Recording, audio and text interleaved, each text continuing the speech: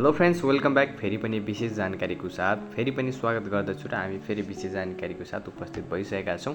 आजको विशेष जानकारी तथा विशेष भिडियोमा हामी तपाईहरुलाई केही भेटनरीमा रिलेटेड जबको बारेमा केही इन्फर्मेसन दिनेछौँ भने कहाँ कहाँ खुलेको छ अथवा कुन कुन देशमा खुलेको छ भेटनरीको लागि, अथवा हामीले कसरी एप्लाई गर्न सकिन्छ र कतिजनाको सङ्ख्यामा चाहिँ माग गरेको छ र हामीले त्यहाँ के काम गर्नुपर्ने हुन्छ र एप्लाई गर्ने के प्रोसेस गर्नुपर्ने हुन्छ भन्ने कुरामा आज हामी फुल डिटेल जानकारी दिनेछौँ। यदि च्यानलमा नयाँ हुनुहुन्छ भने लाइक, कमेन्ट, शेयर र सब्सक्राइब गर्न नभुल्नुहोला। हामी सुरुमा लागौँ आजको विषयवस्तुतर्फ है।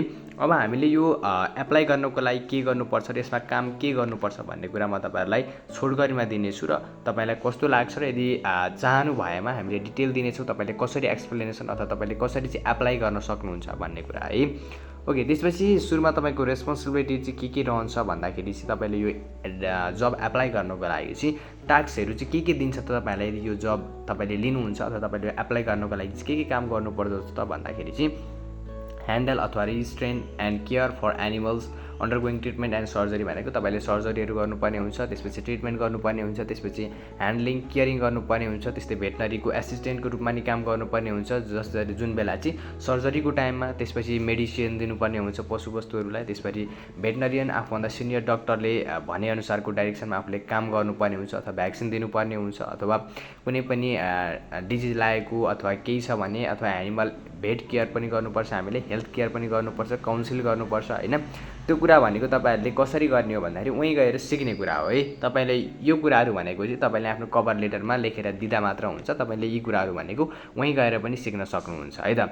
अब यी कुराहरुमा तपाईले सर्जरी गर्न जान्नुपर्छ, मेडिकल प्रोसिड्युर्स जान्नुपर्छ भनेको हुन्छ, त्यसपछि अरु कुराहरु एनेस्थेसिया दिन जान्नुपर्छ भनेको हुन्छ, त्यसपछि तपाईले रिस्ट्रेन गर्न जान्नुपर्छ अथवा ह्यान्डल गर्न जान्नुपर्ने हुन्छ, अथवा भेटनरी अफिसको म्यानेजमेन्ट गर्न जान्नुपर्ने हुन्छ भनेको कुरा हुन्छ हैन। अथवा तपाईले एक्सटर्नल अथवा इन्टर्नल प्यारासाइट सम्बन्धीको थोरै ज्ञान हुनुपर्छ भनेको हुन्छ, अथवा थेरापी गर्न जान्ने हुनुपर्छ अथवा नर्सिङ केयरको बारेमा जान्ने हुनुपर्छ भनेर चाहिँ तपाईले यो टास्क दिएको हुन्छ। यी टास्क अन्तर्गत चाहिँ तपाईले काम गर्न सक्नुहुन्छ भन्ने कुरा यो उल्लेख गरेको छ। यो कुराहरु भनेको तपाईले अहिले केही नजान्दा पनि तपाईले वहाँ गएर सिक्ने कुरा हो, थोरै सिक्ने कुरा हो। तपाईले अहिले भेटनरी रिलेटेड फिल्डमा काम गर्नुभएको छ भने तपाईलाई धेरै सजिलो हुन्छ, अथवा गर्नु नभएको अवस्थामा पनि पढेको अवस्थामा तपाईले पढेको कुरा थाहा भएको अवस्थामा यी कामहरु गर्न तपाईलाई सजिलो हुनेछ है। काम भनेको धेरै अप्ठ्यारो हुने छैन।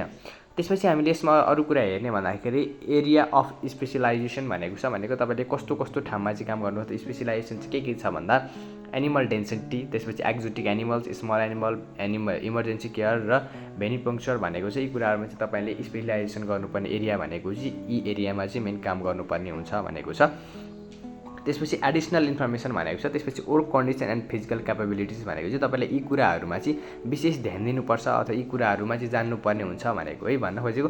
जस्तै ह्यान्डलिङ हेभी लोड भनेको तपाईले धेरै सामानहरु उठाउनु परेमा अथवा तपाईले बोक्नु परेमा चाहिँ त्यसमा चाहिँ तपाईले गर्न सक्छु भन्ने कुरा हुनु पर्यो। त्यसपछि एटेन्सन टु डिटेल हुनु पर्यो, त्यसपछि ह्यान्ड आई कोअर्डिनेसन हुनु पर्यो ती कुराहरुमा, त्यसपछि फास्ट पेस्ड इन्भाइरोमेन्टमा काम गर्न सक्नु पर्यो, वाल्किङ गर्न सक्नु पर्यो। तपाईले भनेको चाहिँ एडिसनल इन्फर्मेसनमा चाहिँ यदि काम गर्नु परेको अवस्थामा चाहिँ यो कुराहरुलाई चाहिँ काममा लिनुपर्ने हुन्छ भन्ने खोजेको है। तपाईहरुले एडिसनल इन्फर्मेसनमा चाहिँ यो कुराहरु रहेको छ है।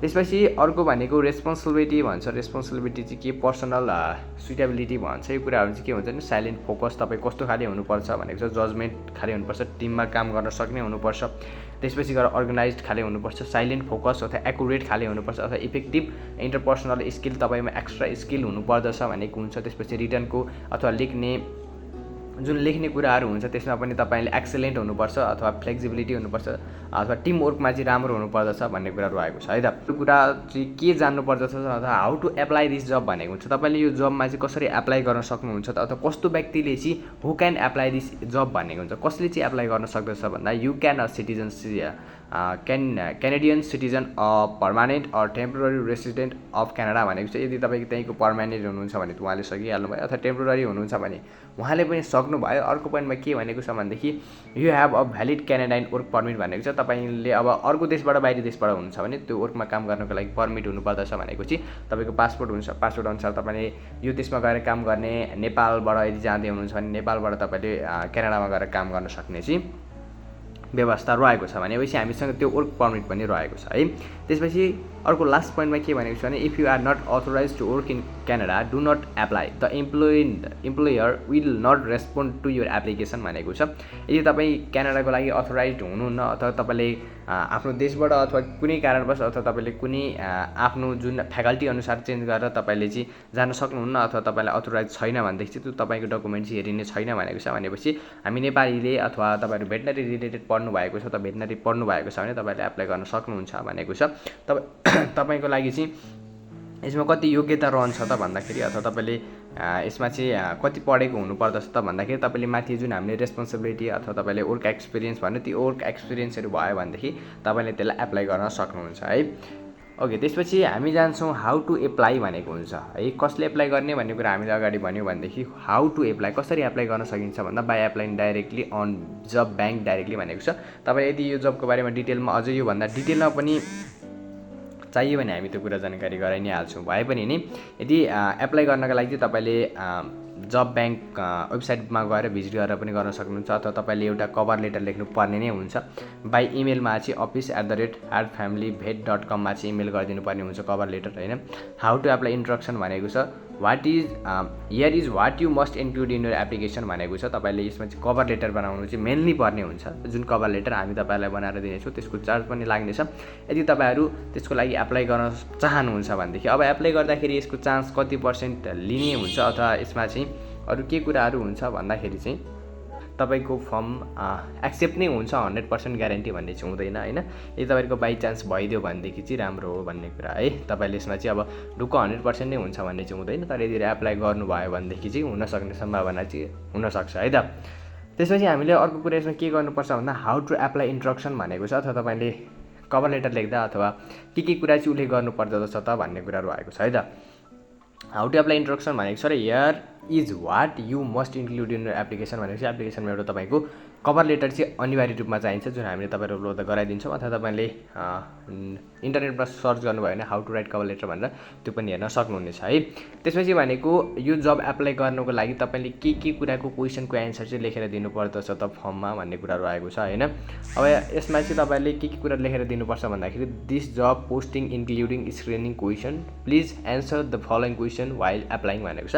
एप्लाई गर्दा चाहिँ तपाईँले एक कुराहरूलाई चाहिँ उल्लेख गर्नुपर्छ भनेको छ। एउटा भनेको छ are you available for shift or on call work भनेको चाहिँ तपाईँले कल वर्कमा अथवा शिफ्ट कलमा अथवा तपाईँले शिफ्टको लागि चाहिँ केही काम गर्न सक्नुहुन्छ कुनै पनि शिफ्टमा अथवा नाइट शिफ्ट डे शिफ्ट कुनै शिफ्टमा पनि काम गर्न सक्नुहुन्छ भनेको छ। त्यसपछि are you currently legally able to work in Canada भनेको छ। तपाईँले लिगल्ली रूपमा क्यानाडा आएर काम गर्न सक्नुहुन्छ अथवा काम गर्ने अथोरिटी छ भनेको छ। हामी त्यसमा पनि तपाईँले सक्छौँ भन्ने कुरा उल्लेख गर्नुपर्ने हुन्छ। र are you willing relocate for the position भनेको छ। तपाईँले यो काम गर्न सक्नुहुन्छ तपाईँको लागि हुन्छ भन्ने कुरा रहेको छ। र do you have the previous experience in this field of employment भनेको छ। तपाईँले यो काम गरेको एक्सपिरियन्सहरू छ भनेको छ, तर तपाईँले यो क्वेसनमा पनि यस भनेर उल्लेख गर्नुपर्ने छ है।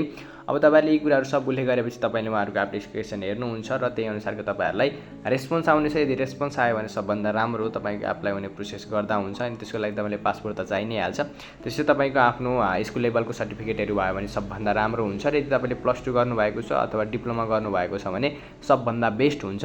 उहाँहरूको जुन एप्लिकेसन छ त्यो सबमिट हुने सम्भावना बढी हुन्छ भनेदेखि 18 मन्थको पनि चान्स चाहिँ हुन्छ, तर लो मात्रामा थोरै मात्रामा चान्स हुने गर्दछ भनौँ है। त्यसपछि एडभर्टाइजमेन्ट अन्टली भनेको छ। तपाईँले कहिलेसम्म चाहिँ फर्महरू भर्न सक्नुहुन्छ त भन्दाखेरि 2023 26 अगस्त 26सम्म चाहिँ तपाईँले एडभर्टाइजमेन्ट चाहिँ सबमिट गरिसक्नुपर्ने हुन्छ है। त्यसपछि तपाईँले यसको लागि कुनै पनि समस्या भएमा तपाईँले स्क्रिनमा देखाएको नम्बरमा पनि कल गरेर हामीलाई सोध्न सक्नुहुनेछ।